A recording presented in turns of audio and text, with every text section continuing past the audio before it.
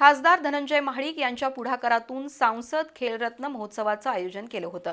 या अंतर्गत आज प्रतिभानगर इथल्या वि. स. खांडेकर शाळेच्या मैदानावरील रिंगवर स्केटिंग स्पर्धा पार पडली। 370 स्केटिंगपटूंनी या स्पर्धेत सहभाग नोंदवला। विजेत्यांना मान्यवरांच्या हस्ते गौरवण्यात आलं।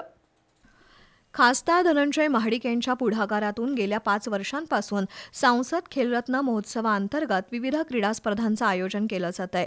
यंदाही football, cricket, kho-kho, kabaddi, gymnastic, athletics, skating यासह विविध स्पर्धांचं आयोजन केलं होतं।